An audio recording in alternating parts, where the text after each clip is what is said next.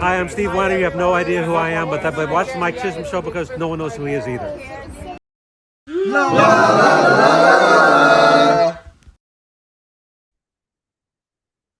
Welcome once again to the Letterman podcast. My name is Mike Chisholm. Okay, we got part 2 of Friends of the Show, volume 1, part 2. That's what tonight's episode is. Yeah, so it's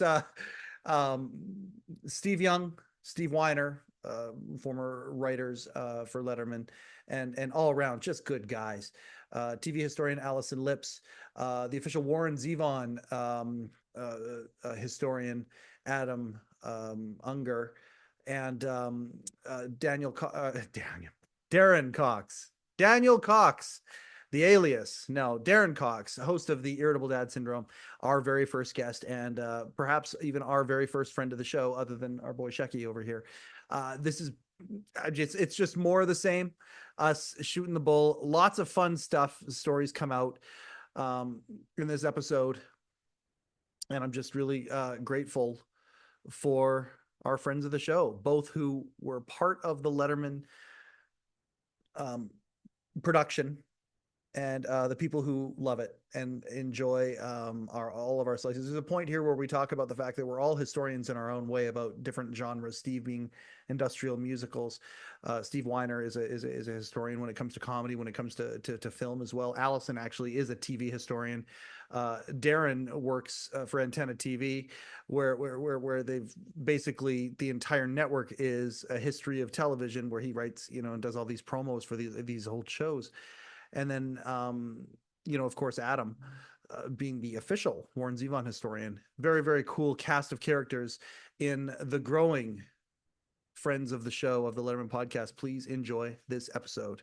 Yeah, I mean, Steve, you've got enough, both Steves, you've got enough that I believe you both would, if it suited you, having a Substack channel. Actually, you know what? All of us here probably could have a Substack channel where a lot of fun stuff would be released. And I mean, that would be perfect for it. The most interesting thing I probably have along the lines of what you would be interested in, I think I've told you I have this.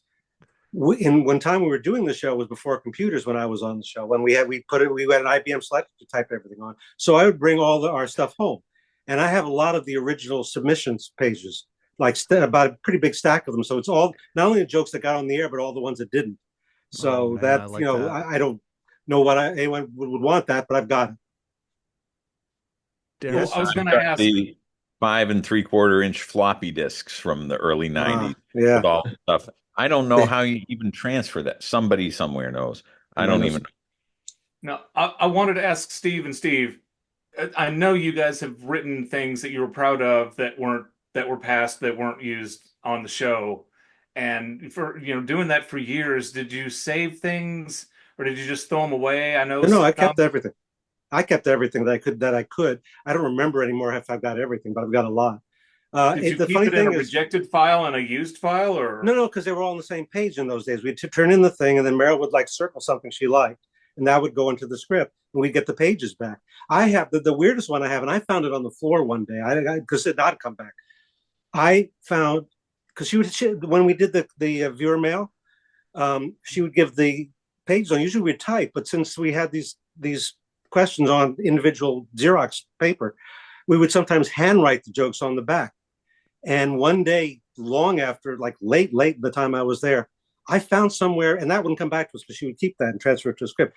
I pick up a piece of paper on the corner, and it's my handwritten thing. The question is the window made of real glass? On the back of it, Dave picks up the thing and throws it through the window. And I found that, and that I definitely have. I definitely kept that. Nice. So yeah, I kept a lot. Occasionally I would go back on some other projects and see if there's anything I could steal. That from the old stuff that hadn't been aired, right? Because it's still good. Yeah, I mean, it's intellectual property of CBS, though. Well, that let them. No, it's actually Carson. My day it was Carson. Okay, and NBC. You're good. And they have no idea what was produced under your auspices. No, they don't. But I will say, Steve might be interested in this story because it's a really good example of people's writers' minds work the way they work. Period. Okay. And we were doing stuff when I was working on the Disney show. They actually liked us to parody Disney shows and movies because they thought that made them hip. So I had this idea for like a new version of Herbie, the Love Bug, which was the car. Mhm. And in my version, he would be recycled and come back as Herbie the Love Can of Cream and Mushroom Soup. And we built the trailer around that. Now, years after we produced that, I'm going through some of my old Letterman stuff, and there's a Museum of Hollywood page. And so help me. There's the line, Herbie the Love Can recycled, and it would have been a prop. It's just the prop as Herbie the Love Can Cream of Mushroom Soup. And I had no memory of it at all. Besides, just written the same joke twice. You had written the same joke twice. Yeah, I had written the same joke. It was my joke, and I had forgotten I'd written it. And when we got the idea when they want us to do parody Disney stuff, my mind immediately went there. It turned into a trailer, which was fun. I mean, we had more fun than we would have had with it on Letterman. But I had no memory of having written it before. Down to the exact same detail of the kind of can. Actually, it was different. It was pea soup, I think, in the first one. That's the only difference. Everything else, word for word. The recycling, word for word. Mm-hmm. Now, is pea soup funnier than cream and mushroom soup? I don't know, but here's the can. I saved the prop. Nice. Here's the prop. That's forward thinking by the soup people to say, this metallic substance was once a car. Maybe we should pay tribute to that in our. Here's the weird thing about working with Disney. Okay, so we pitched this in, and they said we love it. We only want to change one thing because we still do Herbie movies. You can't say it was recycled. I said, well, that's the joke. That's the whole setup. They said, no, just go and say it. He came back as this love can. It doesn't make sense. No. You know what? Nobody has ever asked us about it. It went on without the setup, and nobody ever asked the question as if it were like perfectly normal. So you learn things all the damn time in this business. Yeah, the connective tissue, the logical connections that made it worth pitching in the first right, place. Exactly. Set aside. Look, here's a thing. I guess. Yeah, and they don't care. The audience didn't care. No one ever asked. Just go with it because this? it's being presented on television. I guess it's real. Okay. We worked for a few years on the Disney Channel's new Mickey Mouse Cup, the one all the big pop stars and stuff came out. Oh, I think I was up for that at one point in the late 80s and didn't get it. What a tragedy. That's not possible. If they hired us, they would certainly have hired you first, and we would still be back in New York. No, I was nobody. I had no credits yet. Oh, okay. By the way, everybody, Adam has sent this through, and we have unequivocal proof of the athletic prowess of Merrill Marco, of course. Oh, yeah. 34 to Warren Zevon, who was clearly taken by her intelligence and wit. He shot a mighty 43. So there we go. Wow, and inverted score from each other. The reciprocal scores. That's only the Seems back. like hole 3 was the nine. problem. Oh, that is only the front nine. Back nine. Oh yeah, so she kicked the crap out of him. I don't have the back nine, but I only have 27 is par, and 27's par. She got a 34, so it's Merrill got hot early with this hole in one on hole 4, but by the ninth hole she was collapsing. Yeah, the 6 there was a brutal, and then tried to bring it back, but 7 to bring things up. They both got 7 though. 9. Look at Warren Zevon. He had a 9 on. I was always under the impression that if you get a 6, that's what you top out at. But I think that's Canadian rules, perhaps, on mini golf rather than American. The mercy rule. This is the first time I have ever talked about Warren Zevon playing miniature golf. It's maybe the first time anyone has. And not Adam. Adam's talked about it before. Oh, there you go. Yeah, witnessing history here, folks. And that's gonna be episode 152.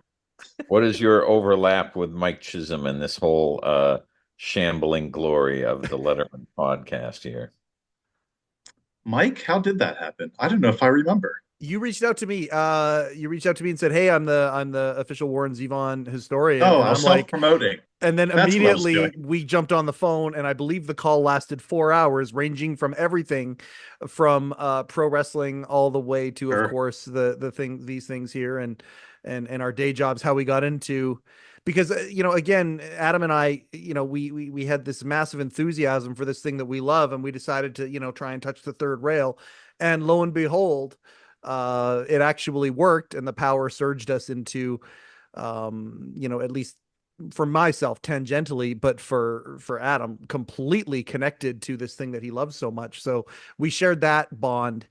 And I think there's a Machiavellian thing going on too, Mike. I think I was just trying to get in with someone at Letterman to see if I can get a hold of someone who can give me the licensing for the Zevon tracks. Hey man, I'll be your mule. That's I was how your it mule for starts. that. I threw a connection in there and we made it happen and so it worked, but at the same time, it's like stepping in gum. You stepped in me and now you can't get rid of me. So that's kind of how that went. That's what it That's feels how That like. sounds wrong. things begin with the practical sense of, if I contact this person, can they help my project? And then one time out of 10, 20, 100, you find the kindred soul. You think, oh, I need to have this person in my life. And they're, okay, what a lucky break that I even thought to pick up the phone or send that email, because they're off we go. But all right, so People kind of find each other, Steve. You're kind of yeah, meant to find people like that, right? as I'm sure we've all had glowing examples of that. So that's really cool. And then Mr. Weiner and I, of course, because of this man, because of Rick. And it's funny. We're gonna have Al Cholino on, so that'll be a lot of fun to have him on, the legendary cameraman. And he, of course, married Barbara Sheehan, production assistant from the late night days. And so Al and I know that we're going to have a really, really good talk. Barbara definitely does not want to come on camera whatsoever, but I'm going to try and get him to coax her to come on, because I know she had an incredibly high regard for Shecky. And so I want to get Shecky. So Shecky, after the night, I asked if he would be my consigliere for this thing.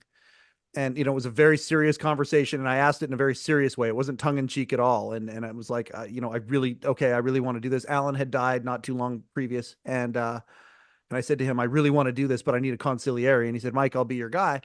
And the first batch of people that he sent me, Steve Weiner was in that group. And so, I was connected. They knew I needed the work early on. But Rick was very enthusiastic about that and said, yeah, you need to talk to Steve for sure. I also had an Alex Bennett connection with Shecky at that point, and Steve, of course, is involved in that relationship as well. Well, I introduced those guys. That's how they met, is through Steve. So he was one of the very first people. And so that was that connection. Darin, I don't know how the hell that happened. How did we connect originally, Darin? We were we were on a thread on the alt fan Letterman on Facebook. Yes. And I can't remember whose thread it was, but we were both. We're going to say it's Don Giller, so we can say that Don Giller is responsible for introducing us. We're going to say that. That's what we're going to say here. No, I don't need any more trouble from him. I'm almost past the point, I think, where he might have forgotten that he despises me. Maybe. Unless he watches this tonight. No, we were on a thread and you had said something about starting up a podcast, and I mentioned, I have one. I love doing it. I think you're going to love doing yours, and I wish you all the luck. And then you sent me a private message. Okay. And started talking, and then and I feel kind of bad about this. Not really. But I was on your show, and it was going well, and I think you had already interviewed one, maybe two other people, and I thanked you. I said stupidly, jokingly, hey, thank you for making me your first guest. Yeah. And then I think that's why. Yeah, that was why. That's why you did it, so that it would line up. Yep. I shouldn't have been your first guest. I'm a nobody. No, it was great. It was great. Steve, I got to ask you, Steve Weiner, for the first something, I don't know, it was almost 100 episodes of the Letterman podcast. We spelled the word podcast wrong, and it was spelled incorrectly in different ways. Yeah, every I know episode. Where you're going. Okay, so is this why you spelled your name the way you did Steve Winder? I mean, here's the thing.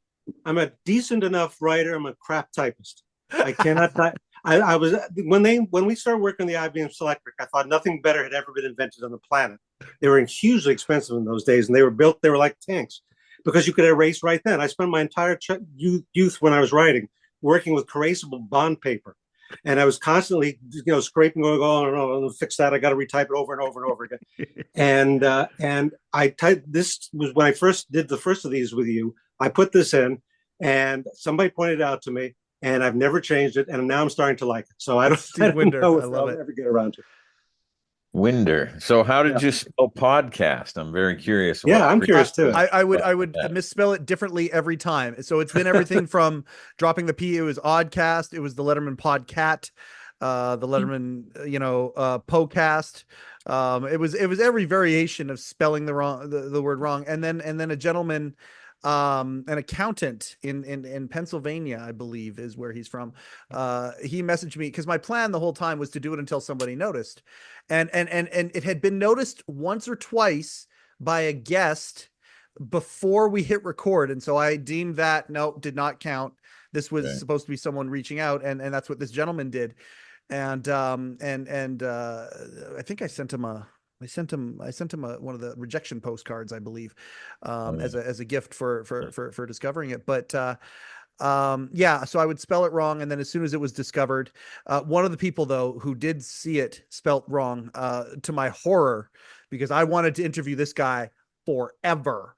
I wanted to have a conversation with Bill Carter, and Bill Carter came on, and it was the first impression. The Zoom came up or whatever, and he's like looking around at my background, and then he looks at the corner, and you see him go, you spelled podcast wrong, right? And I'm like, yeah. Thanks, Bill. Appreciate that. Like, I'm about to have this conversation with this giant in my world. And, that's the first thing that happened. So I assured him he was the first person to discover it. And he liked that. So anyway, I appreciate that. Is your name spelled correctly on the screen right now? Is it It is. M-I-K-E? Yes. C-H-I-S-H-O-L-M. Chisholm. Yeah. Chisholm. It's Scottish. Had Very you Scottish. considered branching out from podcast to misspelling Letterman or your own name, or did you think, no, it has to be in this little micro ecosystem of just podcast? Just the one word. Yeah. It was variations just on the one word. And, I never deviated Isn't that from that. limiting? Isn't that what? Limiting. Perhaps, but I'm a very limited intelligence, talent, any of that stuff. So that sounds about right. But it's good to have a project with parameters that you say, within this zone we'll play and we'll see what happens. And the universe is larger than we can contain in this tiny little project. So that's okay. We'll just look at that. Yeah. That's one of my favorite questions for a writer. Do you prefer to have a wide open field, anything goes, or do you prefer to have parameters that you can now write your way around and it gives you context? That's a question I love to ask writers, and anyone's on the panel can comment if they like. Parameters give you some place to go if you're stuck. I mean, that's in some sense, if you can do anything, then what do you do? How do you choose?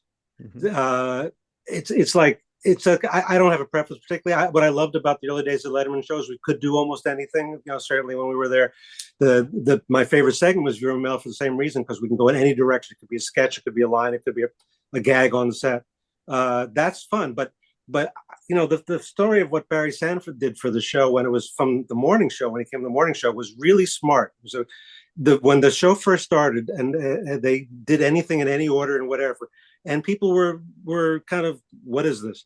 And what Barry did when he came in, says, no, you can do anything, but you've got to have it within a format.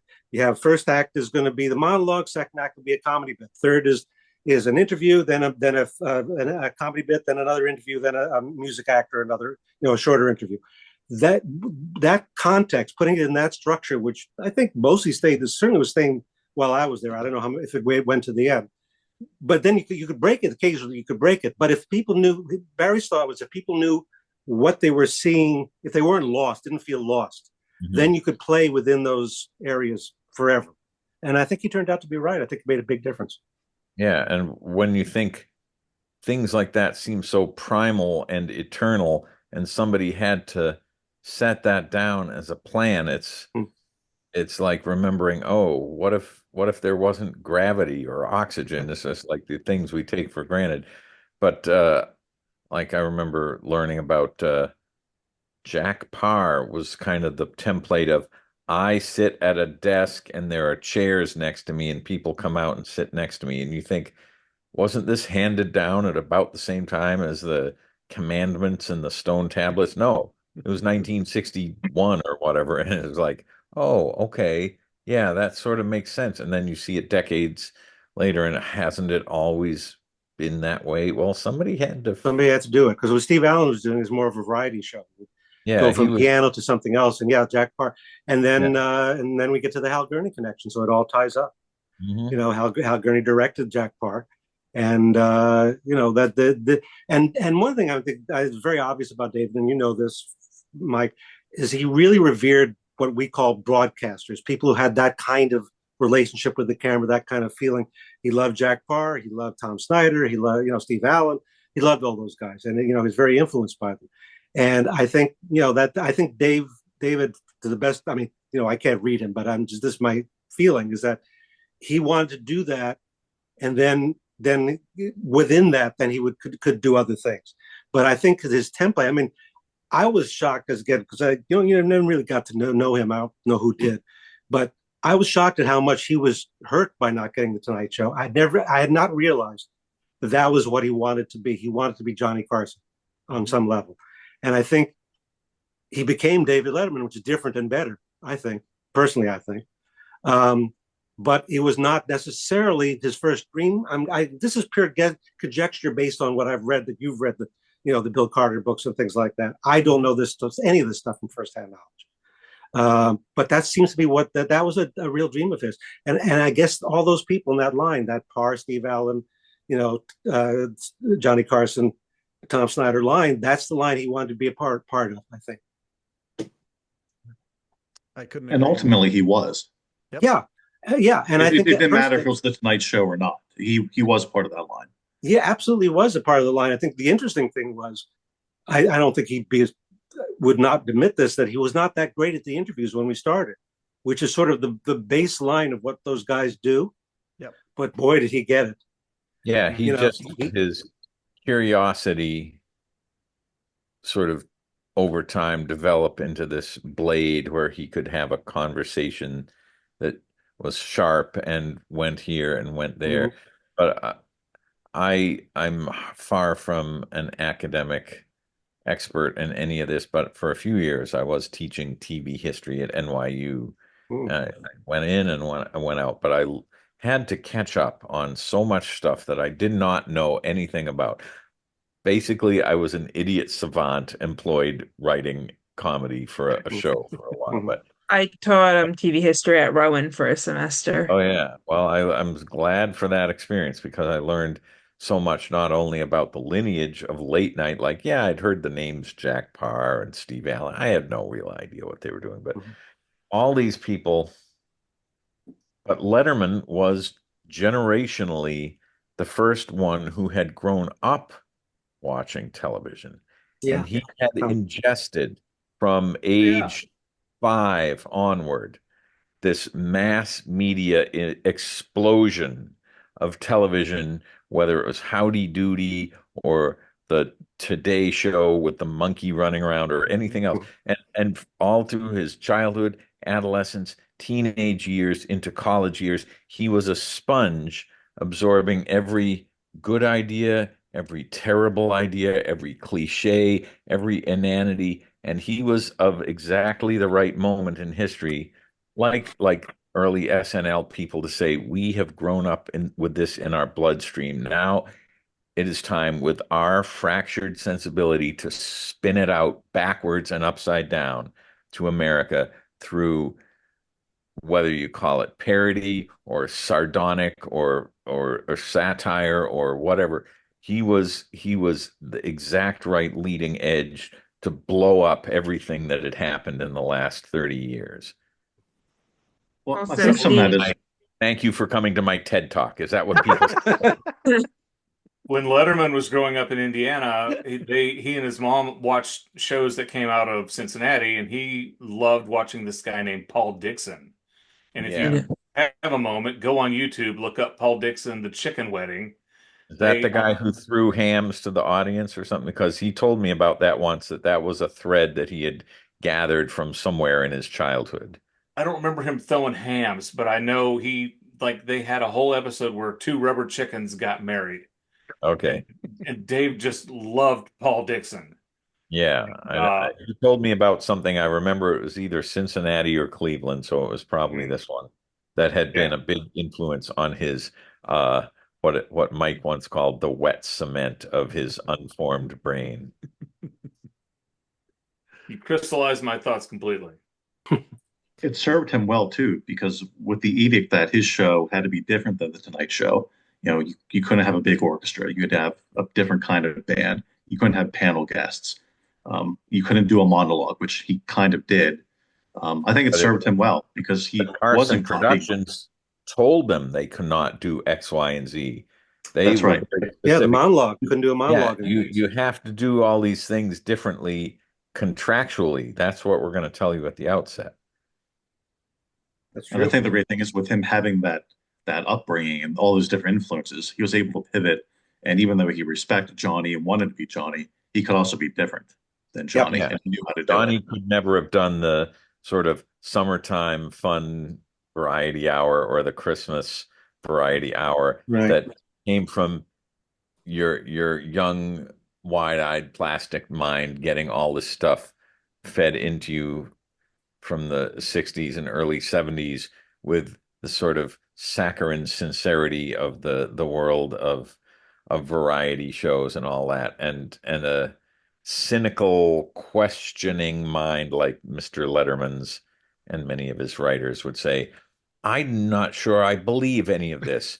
What am I going to do with this? How do I talk about this? And then you suddenly are, oh, we have our own anarchic late night TV show where we can finally talk about this combustible mixture of bullshit and sincerity and mystery that was the first 30 years of television. I don't really wish I had been born earlier, but I think what an orchard of low-hanging fruit those people of the Letterman era had to say, look at all this stuff that's been just put out in the first wave of TV, and now we're the second wave, and we are going to invert it and explode it and twist it and turn it a different color. What a candy store it must have been. And then you add Paul Schaefer to that, because Paul Schaefer, was the kind of guy who would watch every minute of the Jerry Lewis telethon overnight. Yes. And he would record it, and then he would watch it, and he would take a lot of the things he said today, that those Right. things, and they were off of the telethon or some Just other $1 more. Just $1 more. Dave. That's right, David. It got to the point that but late in the first year, Paul actually came into our office. So he knew that Carl and I were both into this kind of stuff too. He said, hey guys, I think I'm running out of things to say. Hey, can you help me? Can you help me a little bit? Just help me a little bit. And it was great fun. For a few minutes, we became Paul Schaefer's personal writers. We were like feeding him stuff. And it was great because he knew we loved that stuff too. So and whatever, I don't know what else to say. That was about it. I was the third or fourth generation. Yep. And I'd grown up with glimmers of this Letterman show as this bizarre thing, and I half understand it and rarely watch it. But yes, I've watched TV all during my upbringing too, but it's not the same TV that Dave Letterman watched when he was a kid. Nope. And I don't think I've ever seen 1 minute of the Jerry Lewis telethon. I am off the charts wrong for half the references that Letterman and Paul Schaefer and you grew up with. Yet by 1990, that was okay. Right. Because we were new people. We were talking to our peers, right? The people who were 24 in 1990 or whatever it was, and they didn't care about the variety shows from 1962 or the Jerry Lewis thing. They had this glittering pile of junk fragments of their own TV world from the 70s and 80s. And by that time, Letterman was part of that landscape as well. And it's so weird to think of how many meta folding in upon itself we'd gotten to by the time the show was mature and established, and how many generations of people were commenting on previous meta generations. All right, I've had too much. I do want to thank Steve for making me quantified. feel 150 years old. Thank you. It's something I look forward to in life. So thank you.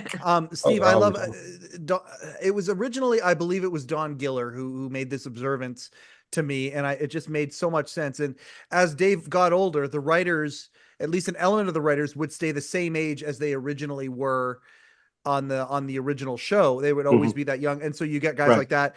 And then you go on to the next generation, the Grossman, Jeremy Weiner, some of these different people who came on board and felt the exact same way, came on at their age with their sensibility at that point. And yet, but at the same time, you still had the Jerry Mulligan who was still there. You still had Shecky who was still there, like the sensibility of old film and things like that would be inserted into the show as well. And going back to the very beginning when it was, Dave was one of the young guys, but at the same time he had Hal and he had, Wendell, and he had, some of these other people that had, and so the generational part of the admiration or the tearing apart of show business was such a part of that show. And I love that we talked about this. Allison, I want to get, there's one thing that I wanted to get you involved in a little bit with Steve Weiner specifically, because you're both encyclopedias when it comes to, shows of the past, shows that have been on, things like that. And again, you said it exactly right, Allison. I love that you have the brain that you have in the age and gender that you have. I think it's delightful how you can go 12 rounds on some of these really old shows and talking and you have these opinions about them, even Canadian stuff. Like I'm like, hey, do you know what password is, or not password? Do you know what definition is? And you're like, yeah, that's a Canadian game show with the, these things. And so Kids in the Hall, you can out Kids in the Hall me, which is, nuts. Yeah, I'm working on a paper on Kids in the Hall. Yeah. And I love that. So that being said, Steve is this encyclopedia of things. And so, Allison, I wanted some shows that you have taken an interest in that are older shows that you have, more than a passing knowledge of. Give some examples of that. And I'm curious if anybody else here, but specifically Steve, had reaction to it. Okay. Hogan's Heroes is probably one of my favorite shows. I'm sorry, what was it again? Hogan's Heroes. Oh, You said Mr. Ed. I remember Mr. Ed, and I remember Hogan's Heroes. Yes, from the first time around. I did not see Mr. Ed. My father kept telling me, they're not, the Nazis weren't all goofy like that, Yeah, I saw those, and I remember Mr. Ed, I was not around when they laid the coaxial cable, but I do remember some, a lot of television for that period, but I was very little, and I had weird taste too, because I could talk to Hal Gurney about the Jack Parr's not the Tonight Show, because that was too early even for me. But his primetime show I used to watch, but there weren't a lot of kids in my circle who were watching Jack Parr either, particularly. And I said to Hal that I thought I was the only kid in junior high who knew who Alexander King was. As I was like a frequent guest on that show. Nobody actually knew what he did for a living, but he was like a wit, the kind of guy that Jack Parr liked to have on the show. So I watched the kids shows, but I also watched the grown-up shows too. I just liked anything. And spending most of my childhood trying to talk my father into buying a color TV, which he didn't want to do. So, and my father worked in television. My father was a writer, worked in the 50s, and he wrote for the golden age, the so-called golden age of television. He was a playwright. Hello, what are you holding up, Mr. Ed?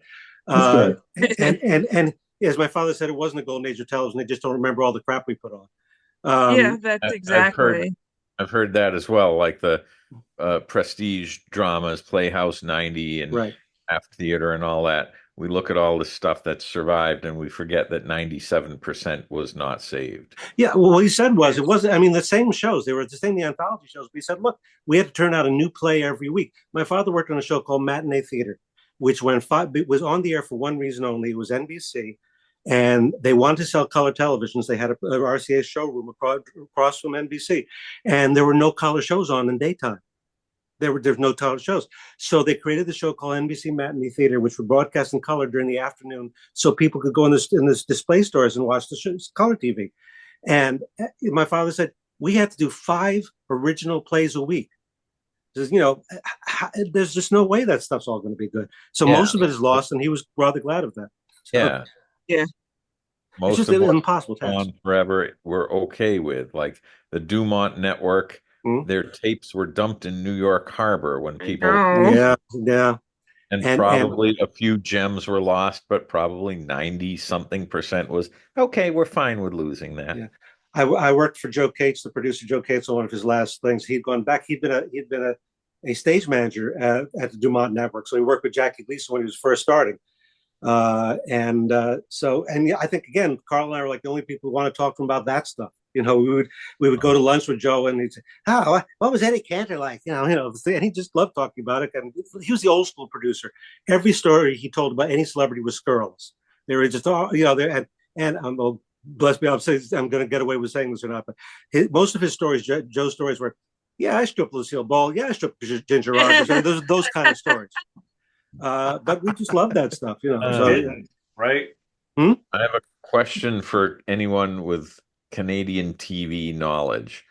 Fellow writer Tim Long, and this is 25 years ago, mentioned a show that he knew when he was a kid called Bumper Stumpers. Does this ring a bell? Yes. Bumper Stumpers was, I believe it was CTV.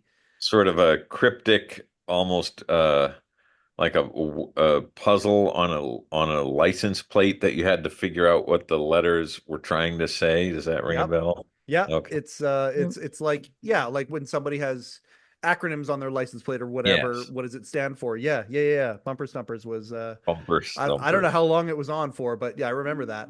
It's the Allison, perfect do you remember title. do you know that one?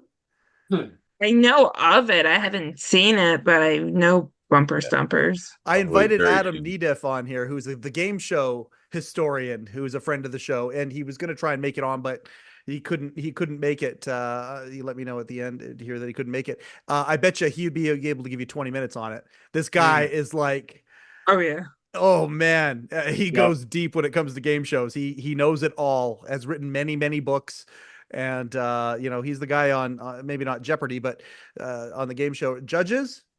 He's one of the judges. He's one of those guys, and he would be able to go, for a long time on Bumper Stumpers. That's fantastic. Honestly, Adam Unger is one of the greatest guests a person can have on their show, because you just ask him, Milton Berle, tell me a little about him, and then 20 minutes later, he just, my God, the knowledge. He has so much knowledge, and he's just fantastic. He tells great stories, and he's just a fantastic guest. You got to have him on your show. I mean, I know he's been on your show, but Adam's great. Yeah, like I said, I invited him tonight too, because I mean, there would have been a whole bunch of connections that he knows all about when it comes to the stuff we're talking about tonight.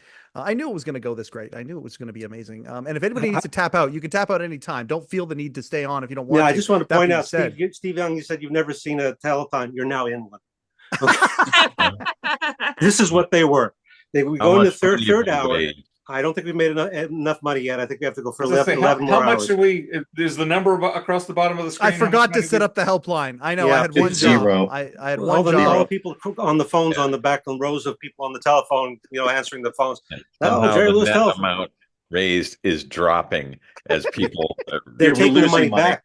We're taking money away. They gave in the first hour, and they demanded it be returned by the third hour.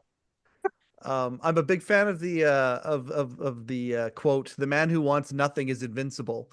And with this show, I literally, all I want is this. I just want the conversation. I really don't care about the numbers and all of that, because this is just so much fun for me. Like, I've needed this all week. The election withstanding, we've had a bunch of stuff going on in our orbit, Candy and I. Good stuff, some of it, but just stuff that's taken up a lot of resources. And I had maybe 6 episodes in the can. And so I haven't done one for a while. And I was like, I didn't feel like it was starting to atrophy, and I mean, Darin will vouch for me on this. When you love hosting a podcast and you haven't done one for a while, it literally starts to get like, I've never been an alcoholic, but I'm starting to get the jitters a little bit and going, okay, no, I need a fix. I need this. So this is like beyond anything that I would have hoped it was tonight. Like, I'm so happy that we're just getting along and shooting the shit the way we are. It's fantastic. And Mike, going back to what we were talking about before about just TV and generations, and you're talking about tapes being thrown in the harbor. I think my generation, I was born in 1980. I think my generation is the first generation of people that actually consumed what their parents watched and listened to. It's kind of a thing that TV and music was disposable. And, I think maybe it's the advent of the VCR, maybe it's syndicated TV stations and the necessity to fill so much airtime. We grew up watching the same thing our parents watched. So I watched Get Smart every night. I listen to my parents' music every night, and I don't know if that is the same with the generations before me. I don't think, I doubt, Darin or Steve or Steven, you probably didn't listen to the music your parents listened to. And Oh what's no, I interesting did. is you did really? Okay, maybe I'm Yeah. overgeneralizing then. Because for Fair. me, it's neat to see my son get into the TV shows I watched or the music I listened to. Yeah. He would much rather listen to Led Zeppelin than he would Taylor Swift.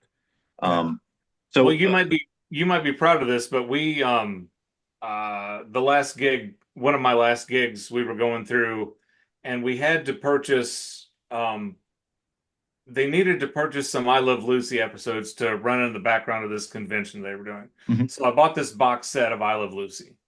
And they're like, you can have it if you want. We don't need it. So I brought it home, and the four of us, me and my wife and my two boys, are watching it, and they absolutely loved I Love Lucy. That's cool. And I was so proud that my kids were digging I Love Lucy. Yeah, you never know. It's a funny thing too, because if you have to stop and think about this, that if the kids, they don't listen to the Beatles, if they do listen to the Beatles, it's amazing that they do, because the Beatles went on the Ed Sullivan Show in the Ed Sullivan Theater 60 years ago now. If in 1964 you had said, how many of you kids are listening to music from 1904? I don't think there'd be a lot of them. It's amazing that any of the stuff that they do listen to any of the stuff, frankly. A lot of that stuff wasn't even recorded. Yeah. No, it was recorded later, and some of it was. But what I'm trying to say is the music tastes change normally, like every taste changes. And what the kind of music people would listen to. I just had this weird feeling, this expansion, the fact that some of this music or some of this comedy or some of any of this stuff is picked up by some people. I think it's kind of amazing, really, if you really look at it from a big distance.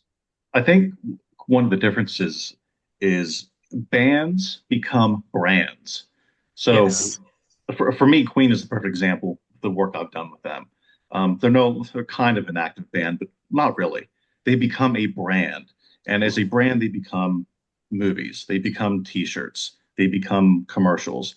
So the initial use for that material, whether it be for a vinyl record or TV show, whatever it happens to be, it's repurposed now into something else, into a different form. So now it's TikTok, now it's videos, now it's a movie. And the last time I saw Queen live, I was probably one of the older people there, and I'm 44. There were teenagers there, there were kids there. Wow. So I think it's interesting that, I think it's a very purposeful move, but a lot of these things have been able to be repurposed and molded into something else, and they're viable again. The Beatles, you mentioned, are an amazing example.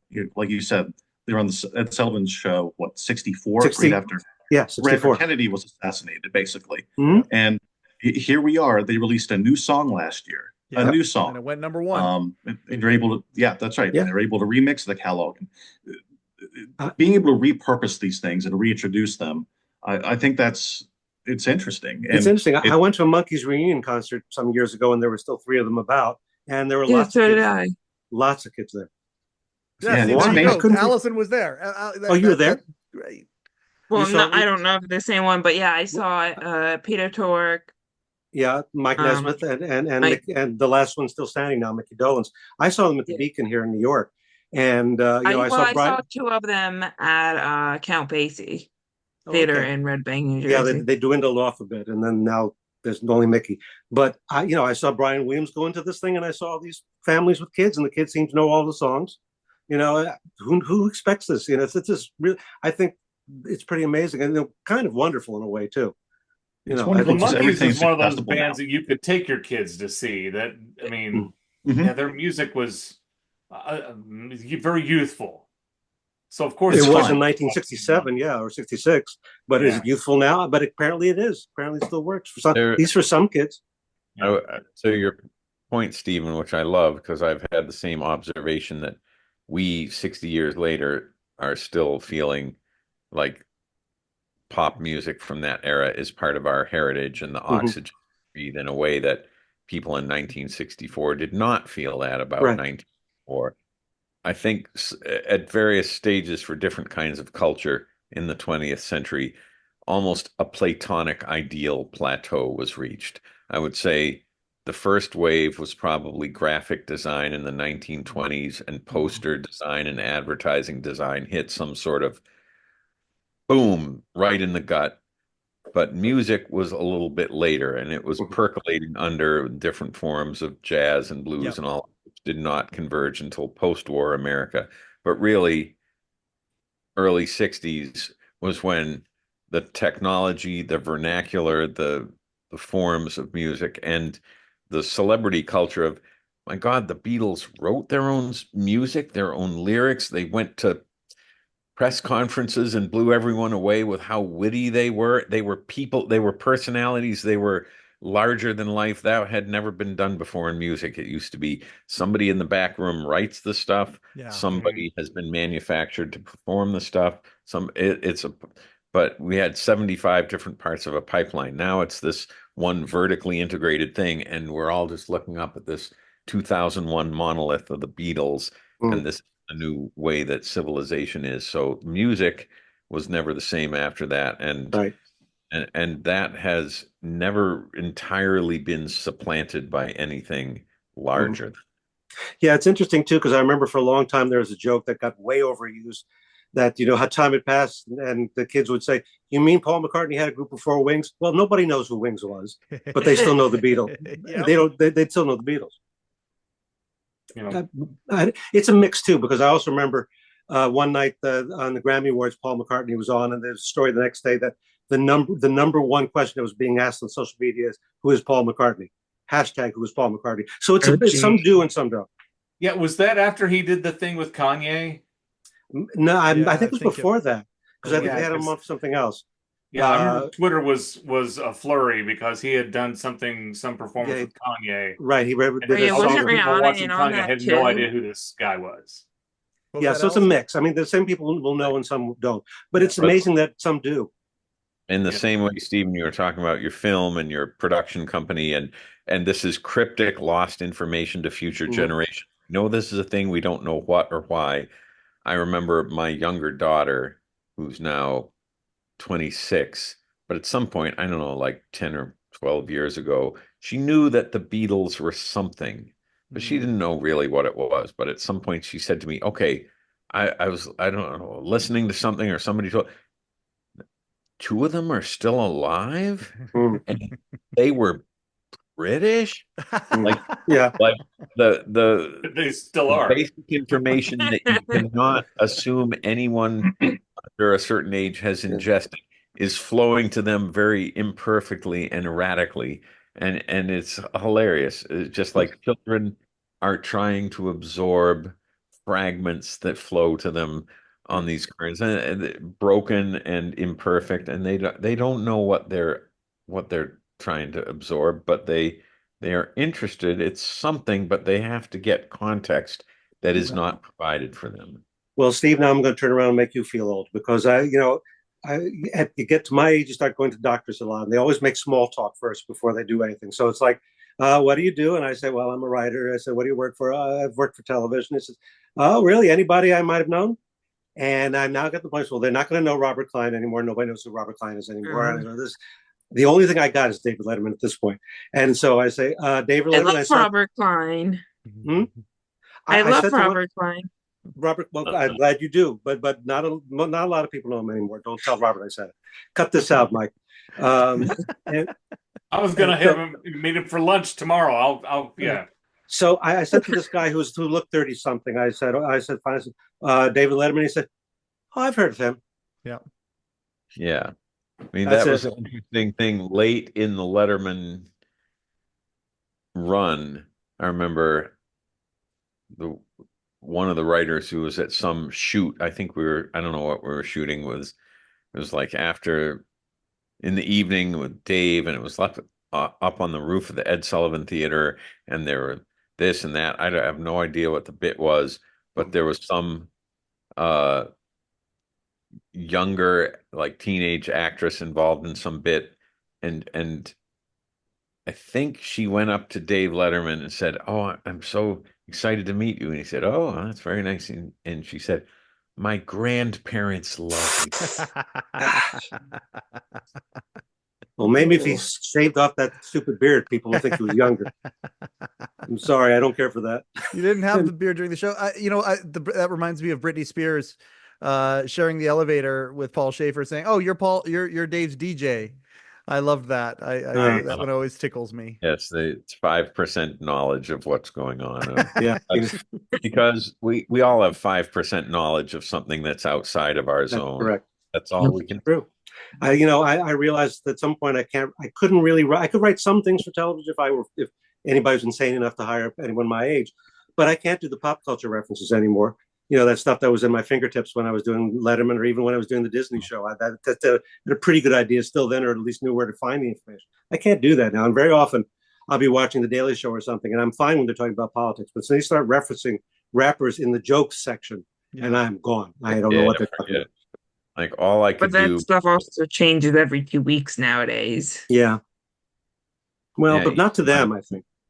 My younger daughter, who was confused about the Beatles, she's now old enough to feel bewildered by pop culture because it's all 8 years younger references than she knows. Yep. I guess I'm just that's the only thing that makes me feel good about when the young people say they don't know my stuff. I say, yeah, you're going to feel this too in a couple of years. So forget about being a dinosaur. I'm a trilobite. I preceded any of the dinosaurs now. What gets really awkward is when I was teaching TV history about 2.5 years ago, I had the issue of trying to find which reference I have that my students will also understand if I was trying to explain a concept. Because the undergraduate students nowadays, they all grew up in a world where streaming has been part of their lives. So whereas you and I can talk about I Love Lucy, and you can be reasonably certain that I have at least seen an episode or two. I have students who are like, "Who's Lucille Ball?" And it's like, oh. But do people in your classes even watch quote unquote television anymore? Because I was telling Mike recently when we were talking, I personally have not turned on a TV to watch a TV show in over a year, I don't think.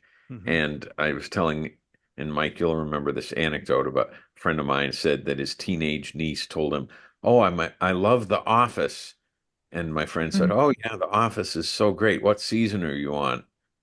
Season? She did not know it was a TV show. She just thought it was clips on her feed on her phone. Yeah. Wow. Well, my wife and I were explaining to the kids because, TV history isn't just so much old TV shows. Now it's how you ingest it. We stream shows now. And, we were explaining to them when we were kids and you watched a show, you couldn't pause it. If you had to go to the bathroom, you waited for the commercial break. If you missed an episode, you missed it. And you hoped that over the summer you caught a repeat. And then, it's like I grew up in the mountains of Virginia, and we had an antenna on top of the house and a rotary dial that you would turn, and it would change the direction of the antenna. And north would get the CBS station, and south would get the NBC station or whatever. When that rotary dial broke, my dad, instead of going and buying a new rotary dial, he would climb up the top of the house and move the antenna by hand so we can watch another freaking TV show. It's the best and we didn't think anything else about it. We just assumed your father had to climb on top of the house if you were going to watch Fantasy Island. Dangerous physical labor is involved in the logistics of this medium. That's just the way it is. You remember when you'd smack the TV when it wasn't coming in? You'd start smacking the side of it, and it would come in clearer. I would spend the entire half hour of a show trying to get the antenna to get a decent picture. I wouldn't even be seeing the show. I'd just be doing this all the time. Or just give up and hold the antenna and watch it. You put aluminum foil on it. We did aluminum foil sometimes. We did aluminum foil, and that worked. I'm a little too young for that. I do remember rabbit ears at my grandmother's house, but I remember having to watch commercials, not being able to pause or rewind, to the point where I'll occasionally still forget that I can pause. I sort of love that, though, in a throwback way. with misgivings. I listen to things on Spotify, even though I know they give 1/1,000,000th of a cent to the artists, but I refuse to pay them for the premium tier. So every 20 minutes, I listen to commercials, Yep. and it's 1978 again, except it's Spotify on the internet. Mhm. I'm sort of the opposite. I spent my whole life sitting through commercials, and now I say, I'll pay anything. Just don't make me watch them anymore. I'm done. I've seen enough commercials. But there's so many wonderful products and services, Steve. What was that thing you were talking about again? The earlier the the lint thing. Yeah. Dryer Vent Wizard. Yeah, thank you. How would I know? So you wouldn't know. I Dryers, would never know about this. I'll have to send you guys a Oh yeah, commercial oh I'm yeah. talking We about. need to see this. We need to see this for sure. Yep. We'll put it up in the Facebook group. I guess the idea of destination television is really gone. It's no longer a thing that No, yeah, it's no such Seinfeld's thing. at 9 o'clock on Thursday. And I guess Right. the only exception for that Sports. it would have been the news, Sports. and that's gone. It would be sports. Sports, Correct. Yeah, sports. 100% is important sports. now. I still there's a right. barbecue place I like to go to on Sunday. You know, if I go on Sunday late afternoon, there's a line out here because they're all getting barbecue to watch the game. So I go on Saturdays. So that's that's the last appointment thing. They don't care. Nobody even watches the awards shows anymore. It's a live thing that we all saw live, even when all the other shows were tape or film. They still had the Oscars, the Emmys, things like they don't watch that stuff. I would assume that would make sports the most valuable content you can have on any station then, because it's the only Yes. destination programming Mhm. Yeah, that would have to be watched live. They spend more money. Local news still gets an audience. Do they? I mean, I don't know. I wonder. I don't. I never watched. I didn't used to watch local news. Skewing older now. Yeah. I mean, they do, but a lot of the viewers who watch TV now are in their 60s and older if they're watching linear TV and not streaming. Yeah, everything I watch on TV is on the PVR except for That's what some you of call these it some of in these sports Canada? things. What's that? The PVR is what you DVR. call it in Oh, you Canada? guys call it a DVR. Yeah. It's Yeah, PVR PVR. up here. But I don't even use that It's anymore. the metric system, Allison. The metric system. That's right. I mostly use at this point streaming stuff. There's not that many shows that I watch that I don't watch on streaming. The DVR is basically not useless now. I guess to Darin's point, you said about news. I guess like the Fox News station will be the one thing because it appeals to a certain audience. Yep. Yeah, well, that audience just did us a real service this week, don't you think? I'm Yeah, talking no like kidding. I'm talking like Pittsburgh, Cincinnati. They're local, Just like local news. affiliates. Yeah, that still has an audience. But to your point about destination television or appointment television, streaming services have started releasing episodes one at a time again. On Wednesday, you can see the next episode or whatever.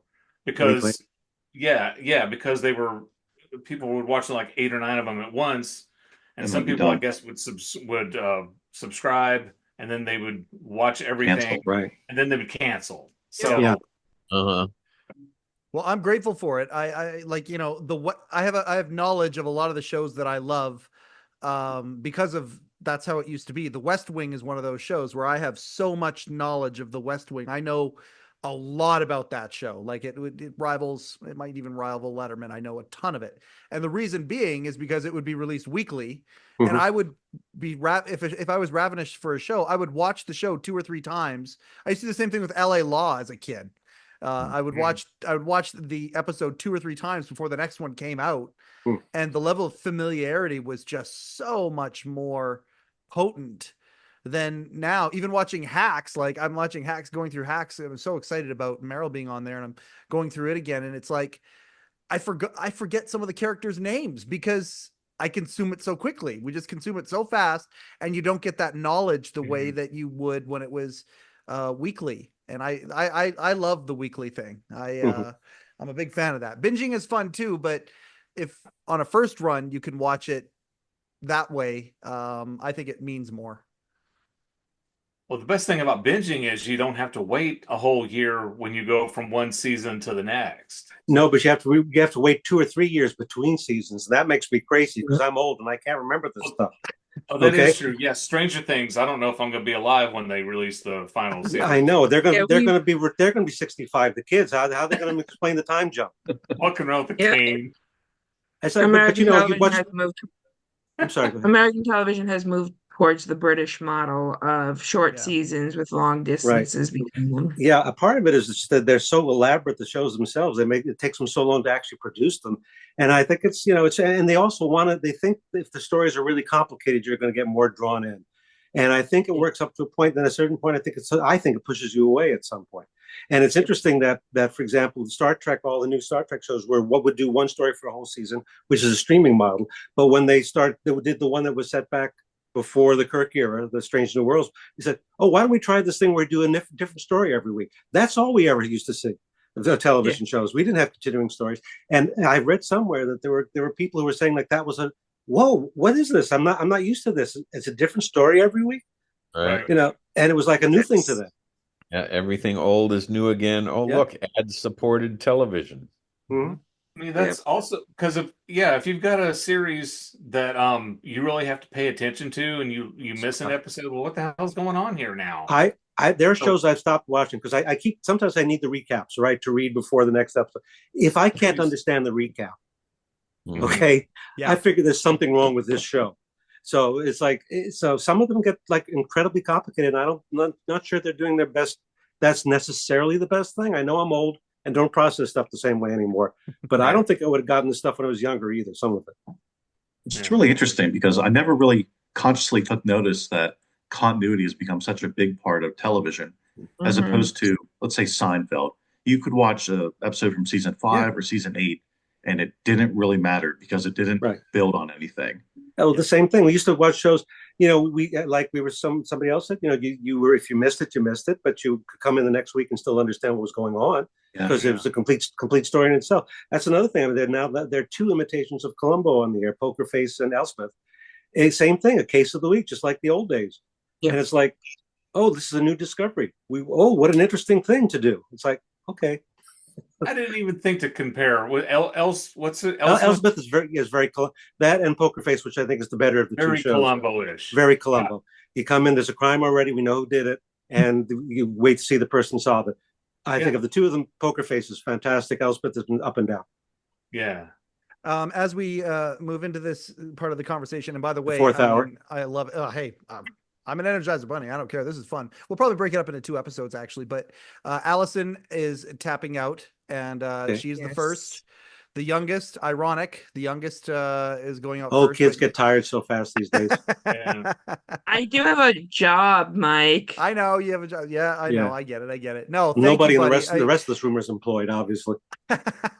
Thank you so much for coming on here. I know you had some fun. And yes, definitely. I know you did. I know this was fun for you. So, and it's great to have you here. And I appreciate your brain and your knowledge and your insights as to these things very, very much. And so I appreciate you. And it's great to have you as a friend of the show. Darin's supposed to be hosting this show, but I don't know what.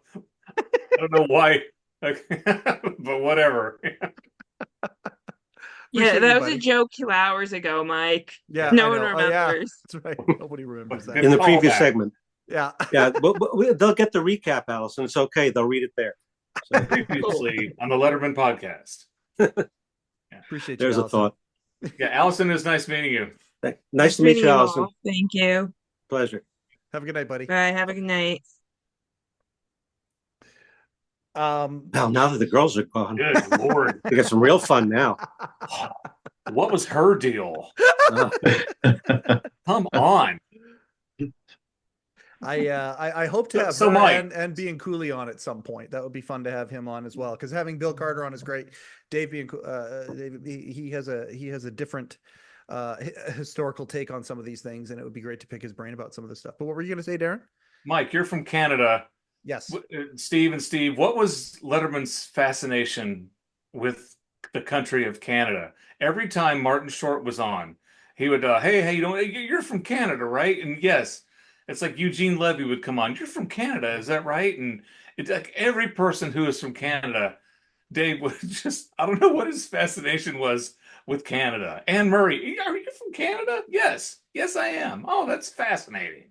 I love that you said Was it Emery. more somehow that Canada was even more the Midwest than the Midwest itself, and Maybe. he liked to see everything he knew turned up to 11 on the dial somehow. Hmm. I can't say anything else other than there is it seems to be there's a Canadian sensibility with that show. That's all I can really it just feels like it appealed so much to, and Canadian talent would do so well in there. Like I think Dave did have like if you go into Don Giller's channel, the SCTV compilation, I think it's 7 parts long, and it's everybody who was ever part of an SCTV all throughout the years, right? Into I can tell you this for a fact, Mike. Yes, sir. We used to when we first started the show in '82. We were on 4 days a week, and SCTV was on Friday night. And once a month, we would do like a 90-minute special.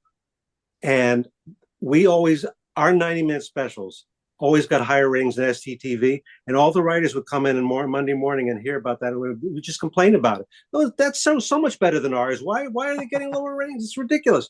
The two seasons that I was available for a Writers Guild Emmy Award nominations, one season SCTV got 4 of the 5 writing nominations. The second time it got 5 out of 5, and nobody complained. It's like that show was so good. I think we were all obsessed with it. We used to come. We got very excited when SCTV people came on the show, because we thought they were so great. You know, it just having them in the room. So that was the show that we revered. And Barry had worked with him on for a while too. He came down from that show too. Yep. So, but we just that was the best. And you know, when they did the 100 best written shows, the Writers Guild Award, thank God that we got in a 3-way tie for 97th place. And all I remember thinking was, if SCTV had gotten on this, which it should have been, we would not have gotten on it. There you go. You know, I think that because SCTV was an unbelievably great show. Yeah, I mean, Canadians are funny in the sense that we have this ownership that we take over things that make it big in the U.S. And I'm certainly not speaking just personally. I know almost everybody I know take some sort of ownership. Like I'll give you an example. In the 90s, when Shania Twain went big in the US, that was a big deal for Canada. We were very, very proud of our Canadian daughter who did well. Jim Carrey, of course, being an example. NSCTV, I mean, Marty Short and Eugene Levy and John Candy and the whole crew making it big down there. It was really big for us as Canadians, and we would take it as a national pride, almost like more so than how many medals our country wins at the Olympics. We love it when our acts that we have that cultivated here make it big down there. There's just a thing that we have. Hello. So there we go. There we go. I knew people who knew about SCTV, but somehow this entirely passed me by. I don't really. I think maybe still funny. Check it out. Sorry. At Artie with Martin Short, and he told me to look up some sketch, and I did. And so I've probably seen like 5 minutes of SCTV's total output. But this is part of the weird glory of the Letterman show. You could have people who knew the history of comedy backwards and forwards alongside people who'd never seen 1 minute of what you were talking about. I have the perfect example. Sorry. Some voice that could also contribute. The perfect example of that was George Meyer, who's one of the funniest humans who ever lived anywhere. Mm-hmm. One of the best writers. Carl and I both were like serious comedy fans, for everything, from all of this stuff. We used to collect old radio comedy shows on reel-to-reel tapes, would see the old movies, et cetera, et cetera. If you asked George Meyer certainly at that time, what was his biggest comedy influence, he said, I love Get Smart. And which is fine. Get Smart was a good show. I don't remember him ever saying anything else. And George Meyer walked in that room and just, day after day after day, he would blow us away. He was the unbelievably funny man, and still is. But you're absolutely right. That had that range of people, and it didn't matter. The only benefit I always felt that we had from studying all this stuff, just because we loved it, not because it was like work, is that we could jump quickly. So we knew so many formats and structures. It's like the first couple of weeks of that show, nobody knew what the comedy bits were going to be.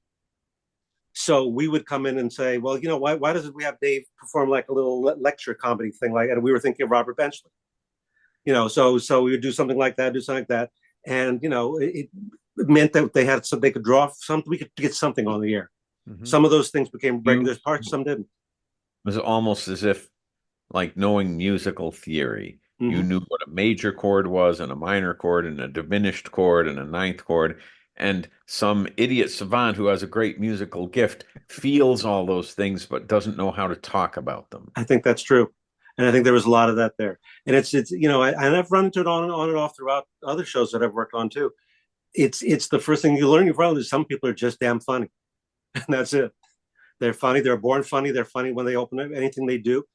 And if there's anything they have to learn, it's structure, but the structure is the easy part. Yeah. If you're funny, you can learn joke structure, sketch structure, all that stuff in 5 minutes. Yeah.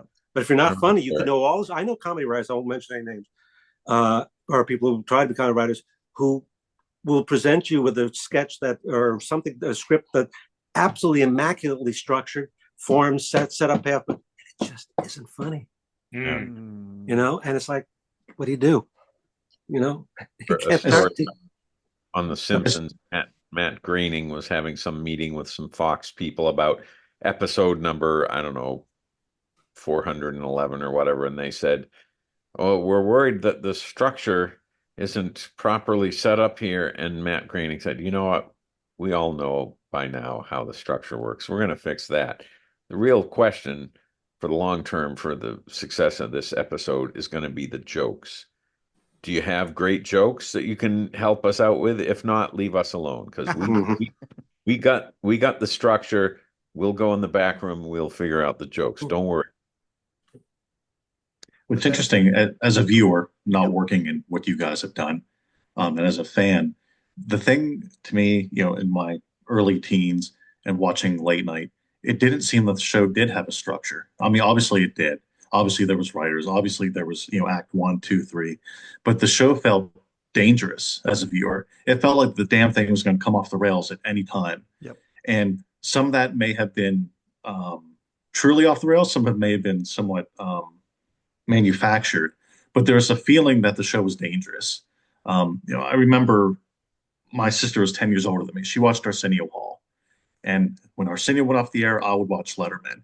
And the tangible feeling was so different. It felt like anything could happen. It's going to be a mess. And God, I hope it's a mess, because it's going to be 10 times funnier because Dave's going to shred it.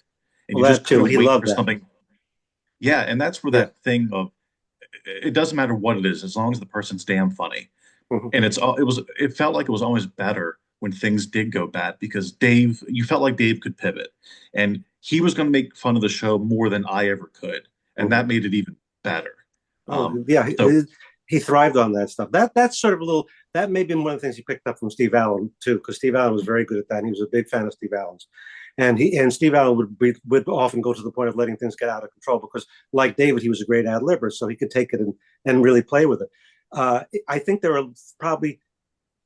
I think if things were always going wrong, it would have lost its magic. Sure. Because the idea of something going wrong after every couple of weeks or every couple of months, then you say, oh, something's really happening now. But you sort of, again, that's what Barry Sand put in. He put the box around it. He said, here's all the crazy stuff, but here's the box that's in it. Yeah. It was such a conundrum, because the gold standard is chaos that produces magic that you couldn't have planned. Mm-hmm. You can have chaos every night of the week, but not very often will it produce the true magic. So you're in a dangerous tightrope walk if you want to go out on the chaos rope, because most of the time you will fall off. Yeah, I that may have been what was the problem at the beginning of the morning show, before the structure was put into it, that people didn't even know what they were watching after a certain point, because there was no grounding, no feeling of what are we doing here, what's happening. Well, and the producer quit the Friday before the show started too, so I'm sure that didn't help either. I'm sorry, what was that? Didn't the producer of the morning show quit? No, I thought they fired him. They fired him. Fired him because there was a guy. NBC put this a game show producer, Yeah. And they said they kept wanting to give away Buicks. That was his idea for this. I would take a Buick, but Sure. Jerry Mulligan, I remember Jerry Mulligan told the story about leading up to the beginning of the morning show where this producer, whose name I don't know, you may well know, I but used to know it, but it's gone out of my head.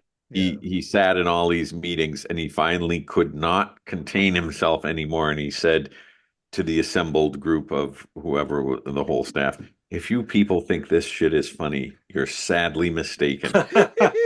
And there was this long, quiet pause. And then it was clear that, like, as the meeting broke up, Dave and Meryl and whoever said, we need to talk to the network. This guy cannot hear anymore. He is not one of us. He doesn't get it. He doesn't get the sensibility. He's not in the tribe that's going to see what we're up to here and enjoy the glorious explosion of logic and taste and form that we are about to undertake. And the network would just assign some random because he was a morning guy. It was a morning show, and he was a morning guy. Yeah, that's how they thought. Was it no Bob Stewart? overlap with this new anarchy that was coming onto the scene. And there's no particular reason anyone in a network producing situations should have gotten that sensibility. So it was not likely that it would be a good match. But I do just remember Jerry saying this guy finally couldn't take it anymore and said, if you people think this shit is funny, you're badly mistaken. Yeah, Adam, it was Bob Stewart. That's right.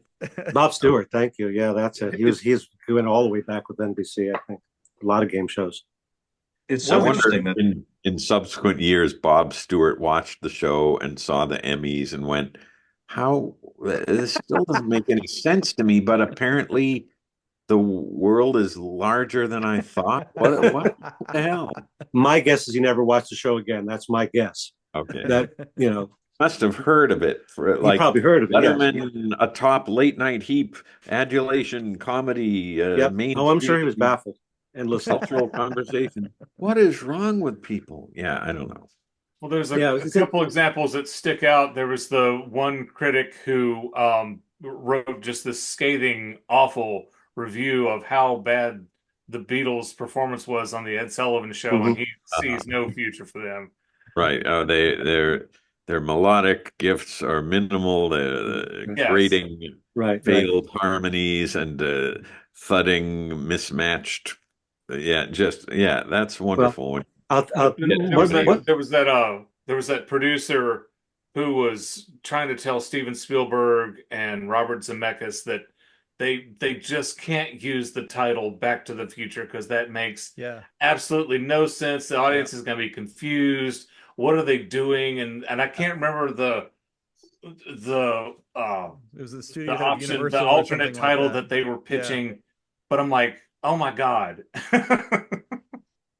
But of course, it's hindsight being 2020. Well, one of my favorite comic artists in the history of the world was Buster Keaton.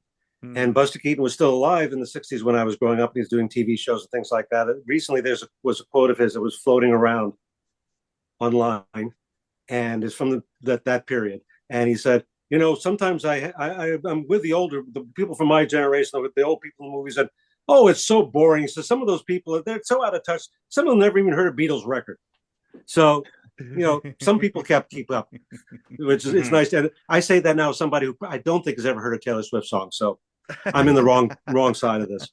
But that's a whole other. I'm in this Songwriters Alliance now that I'm doing song stuff, and this guy who runs it is maybe a few years older than me, but sort of took a skeptical view of Taylor Swift. Oh, she must be some manufactured pop star who's just this vessel for corporate infotainment, whatever. And he, at some point, had some friend who said, no, you should listen to her. I said, really? Okay. And he is now a passionate fan of Taylor Swift I'm going to try it. I got to try it. And at every juncture mentions her and talks about her, puts her songs in his playlist. He's done like live tributes to her as a songwriter and made me think, I don't know anything about her except the most glib, dismissive, well, she must not be anything if she's like beloved by teenagers, but she has caught a hold of lightning, apparently, in the same way all our favorite creative people have, and is completely legitimate and a huge primal force. So Except she good didn't help for us her. win the election. They told us that was going to happen. Yeah. Okay. Yeah. I'll There's where tell she felt it. I'll tell you the one that happened to me, and it was because of Dave. I it wasn't that I didn't get Billie Eilish, but I didn't like really go down and like I would say it's a similar. I had a similar viewpoint, and when Dave interviewed her and Phineas on My Next Guest, I went down the Billie Eilish rabbit hole, and I'm like, oh, I get this now. I understand, and some of her stuff absolutely affects me the way that Radiohead affected me, growing up, and that is, anyone who knows me and my musical taste, that is extremely high praise. I get it with her now. I haven't Okay. gone down that rabbit hole with Taylor Swift. I can tell, I can see why her music is catchy. I can understand it's very, very pop. It's good. I get it, but I haven't gone down that rabbit hole where it's actually fused to my soul. But Billie Yeah, Eilish, I I haven't certainly have. either. Yeah. And Billie Eilish, from what little I've heard, sort of mopey and mumbly. And what did she? I can't understand what she's saying. And I've never Yeah. felt older than when I try to understand something like that. Yeah, Bob Dylan. I'm sorry. Go ahead. I was saying, as I've heard a couple of her songs with like the James Bond one, a couple other things. I'm not crazy about it, but I could sort of get it. I mean, it's not something I would probably choose to listen to on my own. But I also there was a story, and this was years ago already. They said that kids don't think melody is melody is not like a part of music to them anymore. Yeah. You know what I mean? And that seems so weird to me. So, and I don't know if that's still a thing or not, but very often I'll hear a song that I keep sort of waiting for the chorus to come in or for the bridge or something that I recognize as a melodic structure, and it It's never just gets there. a one chord song with a beat. Yeah, and they love it, and I'm old. I accept that. Yeah. I could be wrong. It has some searing lyrical examination of the human condition and the agonies that we're all presented with in some new, refreshing way. Maybe, but mostly, and again, old man. I don't. I'm what I understood one word out of 10 of what was just sung. Yeah, in all fairness, our parents didn't understand one word of the 10 out of the stuff we heard too. It's your ear has to be tuned to it a certain way. George Martin made sure that all the freight of the Beatles song was clear, and the freight was my late friend Hank Beebe when he wrote Industrials, and you had an audience full of Ford tractor dealers who were hearing a song for the first time, and they were only going to hear it once. The freight had to be delivered absolutely clearly the first time, and so I prized that as if you don't hear every word on the first hearing, you're not doing it right. But these other people now just think it's all part of a sonic landscape of sort of a vibe, and you're disaffected and whatever. And I just think, okay, good for you if you're doing it. My father was from Chattanooga, Tennessee, and he would listen to the Beatles, and he would say to me, "Why are they all singing with Southern accents?" And it's sort of funny because it's actually sort of true. They do not sing with British accents. They don't have they have a sort of mid-America kind of thing. And the reason was that that's the music they grew up listening to.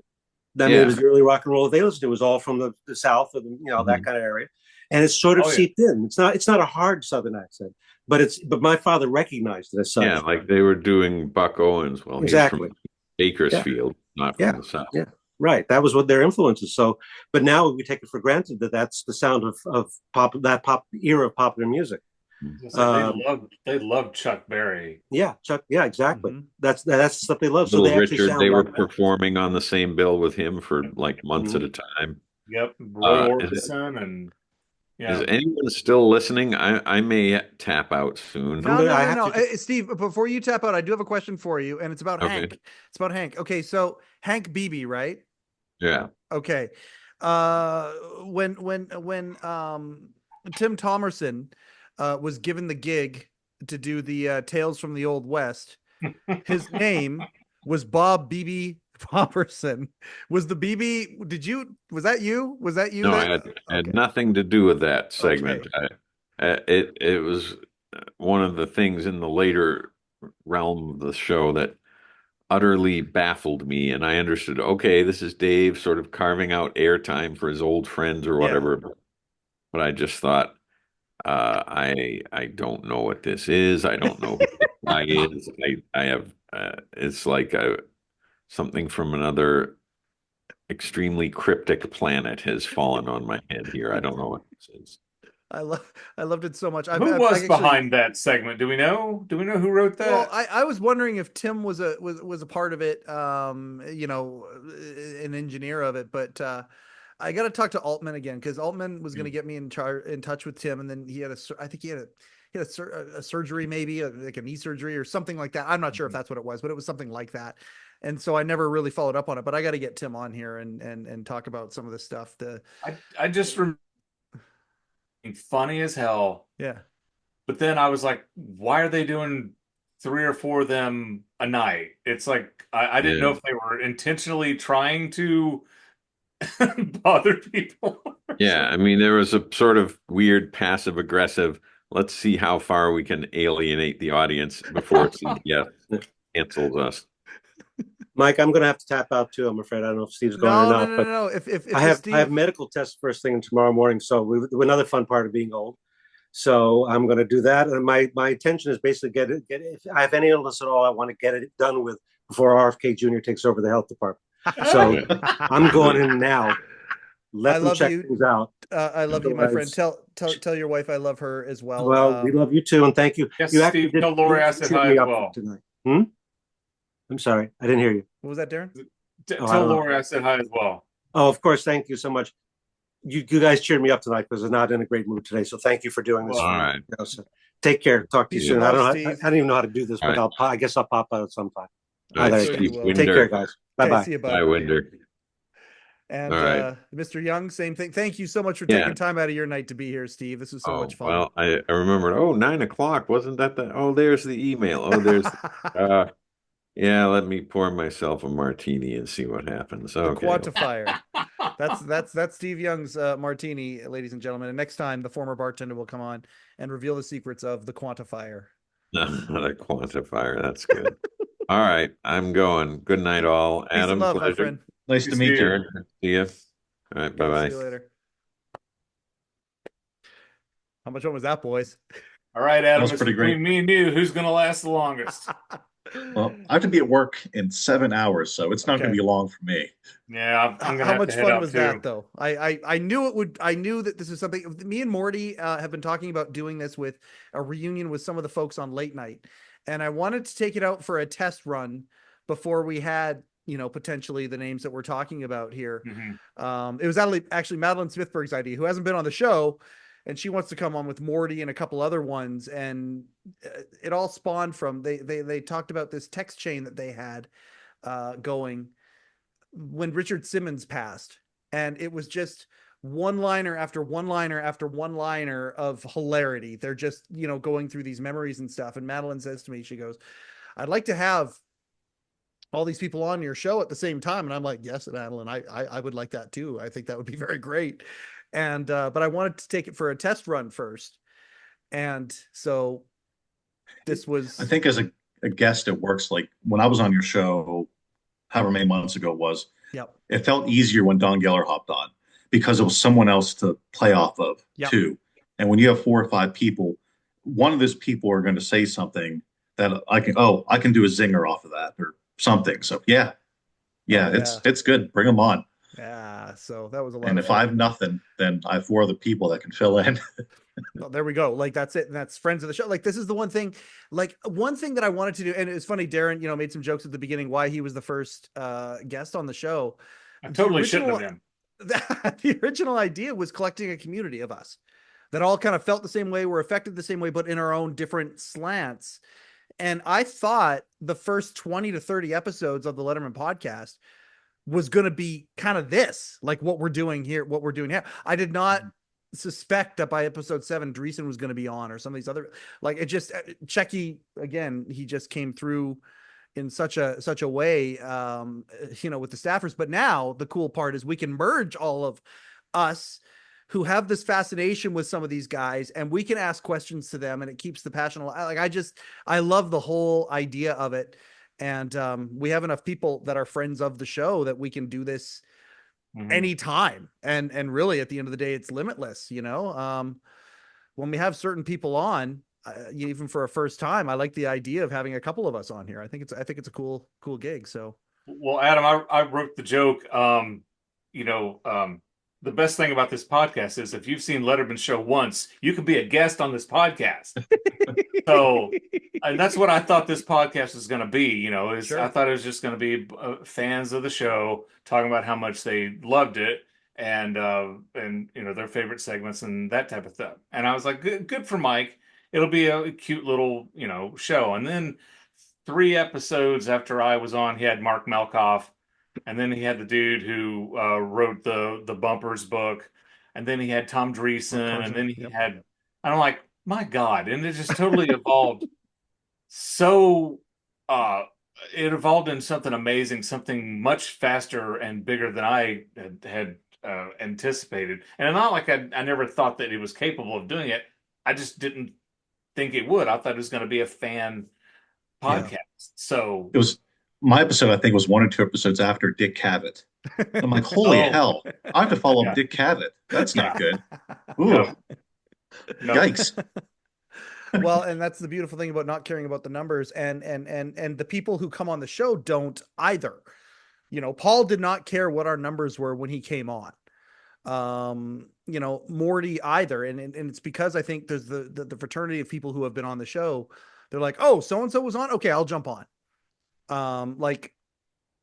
And there's some people who are going to be coming on because of some of the folks who have been on the show, and it's just kind of snowballing. And like I said, if I get Rory on and Rory leads me to Ray, to Ray Romano, then it's going to be like, oh, you've had Ray Romano on. Okay. Why not Adam Sandler and all that? That's kind of what I'm seeing sort of happening. And it's just, I'm just trying to enjoy every moment of it. And I love talking to you guys. I love, both of you, we'll jump on the phone or whatever, and we're 45 minutes an hour, talking, just shooting the bull. Yeah. From the things that we love from our different perspectives. I love that. I'm so grateful for this thing. And the whole thing I wanted to do from the very beginning was build a community, and it's happening. It's totally happening. And it's so much fun. I'm grateful that you guys are a part of it. Mike, as a listener, obviously you can tell you're having a great time with it, Yeah. but it also seems like you're fitting into it, like it's easier for you. So how has it become easier for you? Well, what has clicked, or is it just repetition of doing it, or you've got all the, you've interviewed Paul Schaefer, you didn't mess that up. That went fine. So is it a thing that, I mean that in the best possible way. No, I appreciate that. I appreciate that. But is it a thing that, like, I've done the hard one now? This is pretty easy. There's no stress to it. Yeah. I'll tell you, it was at the beginning, it was the imposter syndrome. Sure. Like it was thick. Like I didn't even want to, I was sick to my stomach, even sharing the episode in the alt fan Letterman Facebook group. I was like really, really, really worried that I wouldn't be accepted or whatever. And Shecky was like, what's the worst that can happen? Like he really, kept me centered. He's like, no, people are going to know that you're a nice guy, that you're not just a psycho obsessed fan of this. You have many other interests and are very good at those interests as well. People will find out, but they will also find out you've got a big brain for this stuff. Like he liked the questions I would ask him compared to other, maybe, quote unquote super fans, that would ask him, but I didn't know that. And so I felt the need to prove that early on, and I would talk over guests and things like that. And that was one that, doing this over Zoom, there's a learning curve to that as well. So that was the imposter syndrome part. Once it started to go away, Paul's episode, I wish I could have a take back. And I know it's like I've listened to it again a couple of times, and I've cringed at some of the things that I've done. Most notably, trying to draw some sort of bizarre connection between the world's most dangerous band and Fish, the band Fish. I don't know why I would do something like that, but if I could take back I wish I could take back that moment. But after Morty, then it was like, okay, like Bill Carter was a big one. Morty was a big one. Cavett I was scared out of my mind in a different way. Like Cavett, I was just really right. You're going to be a talk show host too, Dick Cavett. Yeah. And by the end of it, he says, like, he actually said it on camera. He's like, and I like you. I really like you. I'm like, oh my God. Like, are you? And I've had conversations with he and Martha since. And I mean, telling them about this Jack Rollins project we're working on. They're like, oh, we want to be involved. Please keep us posted. We want to be more than just interviewed for it. And it's like, oh my gosh. Like, you know, I'm not an imposter anymore. I'm part of this stuff, whether, you know, countless staffers have welcomed me to the family. Speaking at Rupert's thing, I mean, that all adds to what you're talking about, Adam. It's really, I get charged up. Like last week, I had a guy on named Alex Hazard, who was an intern, and then he was part of the audience coordination right up to near the end of the show. I'm still just as stoked to talk to him as I am talking to Robert Morton on the phone. Like I haven't lost that enthusiasm for it. And I'm stoked to talk to you guys tonight about it too. So I think that the enthusiasm is the thing that is the silver bullet. And as you said, just getting used to the format, it becoming predictable, becoming more relaxed, like on a different level, just more relaxed, even though I'm still as enthusiastic about it. It's just, yeah, Mike, it's pretty crazy. Something I've noticed about Yes, the sir. evolution of your show is you ask conversational questions. You don't ask, Yes. you clearly don't have super fan questions like, you know, and on episode 414, Yeah. when Hootie and the Blowfish were there, what were you holding in the cup? You know, that type of, you know. Yeah. Yeah, it's a very conversational podcast, and that's what it is. It's a conversation. It's almost like you don't have questions.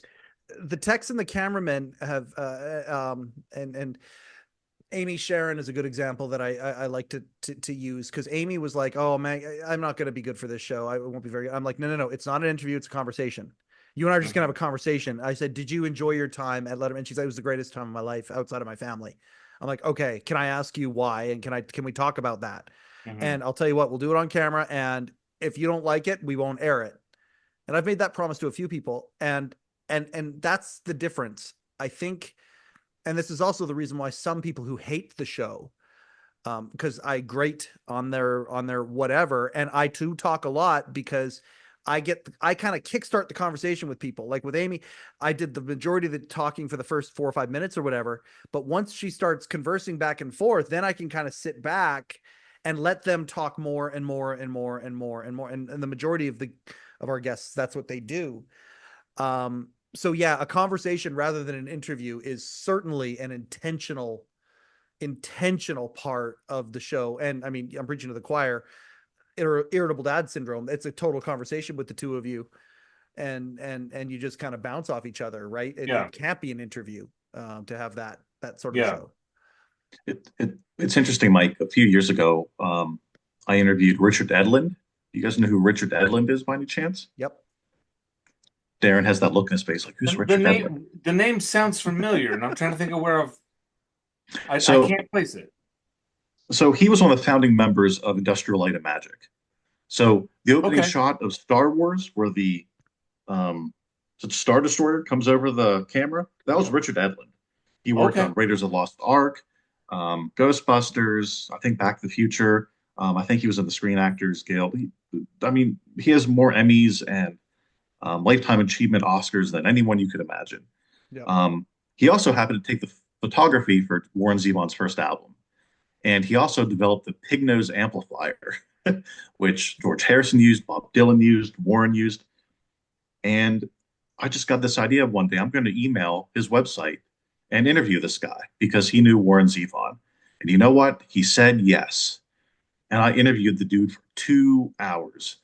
And to Mike's point, shit, I didn't know what I was doing. And I did not shut the hell up. And it wasn't a conversation. Yeah. And it's fun to watch Mike progress and to become a conversation. And I still have the audio to that. I'm still editing it down, but I'm editing myself out of it and just making it a narrative from him. Yeah. I'm just like, God damn it. If I could get that back and do that better, I would, especially with someone of that caliber.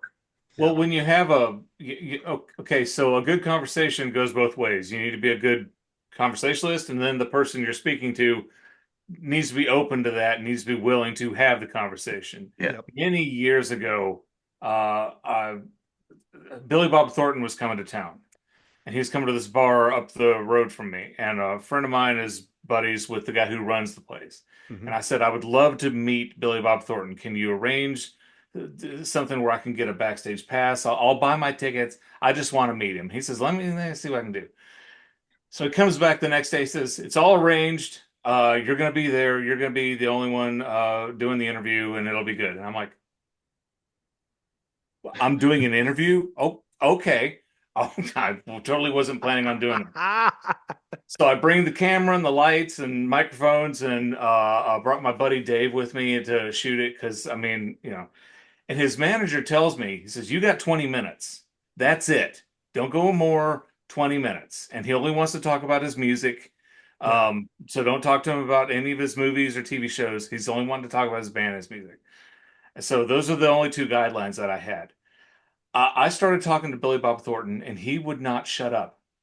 He talked and talked and talked and was just he was just relaxed and as good as could possibly be. After about 40 minutes or so, his manager walked in and said, Billy Bob, we gotta go. You know, it's like, you got the thing, you know. And so I was so nervous. I was under pressure because one, I had heard that Billy Bob, he'd got really pissed off during a radio interview in England or something because somebody wanted to talk about movies instead of his music, right? Mm-hmm. And he got really pissed and he walked out. And I didn't want to bother the guy. I didn't want to piss him off. I absolutely did not want to upset him because he's one of my favorite actors. But man, he was laid back and cool as hell and just talked and talked and talked and talked and talked. And he would have continued talking to me had his manager not come in and shut it down. Yeah. So I think what's interesting is how do you talk to a movie star and not talk about their movies? I think that's very difficult. yeah. Well, he was in town with his band. Mhm. Yeah, the Billy Bob and the Box Cutters. And so I asked him, I kind of cheated a little bit. I said, is writing a song easier than writing a screenplay? Or, Smart. you know, I asked him about his musical smart. influences. Yep. And you can open it up maybe to other topics Yeah. like his movies. That's smart. Yeah, they crossed. Oh, thank you. It's the first time I've been called smart. It crossed over a little bit. I didn't say you were smart. I said the question was smart. That was smart. Okay. Yes. I'm gonna tap out. I'm done talking to Adam Unger. I love You're not you the guys. first person to say that today. I love you guys, and this has been a lot of fun. This has been fun. Thank you for inviting me. Yeah, I mean, and this is hopefully the first of many. I almost invited Morty. Mhm. Like I had the message ready to go and all that, and I just thought, okay, you know what? Let's get one under our belt, and then we'll bring Morty on because, you know, he'll love every second of it. He'll deny it up until the point that it happens, and then he'll get here, and he will have so much fun talking about this stuff. The stories he has. To be honest, had I not met Steve and Steve, and I've had lots of conversations with Steve Young since, and of course I follow Steve Weiner on Facebook, and we've interacted a lot. Yeah. I don't know I would have felt comfortable if I hadn't have personally met them. I know you wouldn't have. Yeah, but it's great. It's great. And if Morty were to come on, imposter syndrome. Yeah, you would. Yeah. If Morty were to come on here, he would have an amazing smart questions conversation though, so that helps. Yeah, well, that's just it. That's just it. I'm a dumb guy, but I ask smart questions. You guys are awesome, and you know, the first episode of Friends of the Show, I'm so grateful you guys were here. There's a couple other people I wish could have come on, but logistics and other things have stopped that. But at the same time, you two are very special to me, and I appreciate you both very, very, very much. And we don't talk enough, but we'll keep doing more of these, and that'll give an opportunity to do that. So this has been the first inaugural. This will be a part 2. Like, God, we're 3 hours now, right? Eat it, Rogan. Yeah, I can see how you can see how Rogan can go 3 hours. That didn't feel like any time went by. We'll probably break it into 2 parts, but oh, hey, no, we got to talk about the sponsor first. Somebody say something nice about Rupert G or hello-deli.com. If you go to hello-deli.com, you can get a coffee mug just like this one right here. Okay. This one. Yeah, or all a of shirt. the all of the Worldwide Pants Late Show with David Letterman merchandise can only be purchased at hello-deli.com. And yes, if you ask nicely, he'll throw in onions. that's right. I stole your That's joke. right. You stole the joke. I stole your joke. There's the badge from the Hello Deli from the last night. Mhm. Last night of Rupert there. This has been great. I love you both very, very much. I'm going to do the outro right here. Unless, oh no, Darin, you want to do the outro? No, I'll let you do the outro. I'll do the outro. Okay. Hey, before you do that, Mike. Yes, sir. Yes, sir. Good to meet you, Darin. Hey, Adam, it's good to meet you as well. So we'll do this again. Yeah, I'm a fan of Warren, so it was nice chatting about that, because I was going to mention, Jordan's appearance on the show, and then you beat me to it because I was overwhelmed. I could not believe how much he sounded like his dad. Yeah. When he sang the lyrics, you can't stop it or you can't start it like a car, you can't stop it with a gun. Like, wow. I talk to him on the phone quite often, and sometimes he'll imitate his dad, and it is creepy. Yeah. but great. Well, pass along my fandom. All right, we'll do. Well, we're gonna. I know a guy Jordan who knows here. Jordan. We haven't talked about it lately, Adam. But we got to get Jordan on here as well. We got to do that finally. After, yeah, he would be great. He'd be an amazing guest. Yeah, we've been dancing around it for so long. Yeah. There we go, everybody. That's why we do the show. Man, that was a lot of fun. I just appreciate this so much. The first of hopefully many friends of the show episodes. So this is Letterman Podcast 151, whatever it is, 152, all that. But Friends of the Show Volume 1 is this episode. We appreciate every single person out there, and check out the official Letterman channel on YouTube. Check out Don Giller's channel on YouTube for Letterman archive stuff. This has been another episode of the Letterman Podcast with Mike Chisholm. Coincidentally, I am Mike Chisholm. Thank you and good night.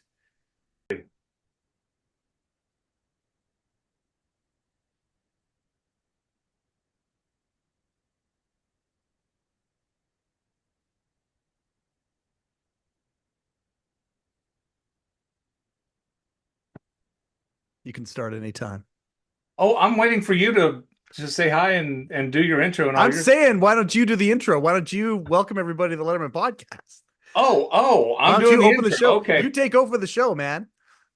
Okay, hold on. Overcoat and underpants.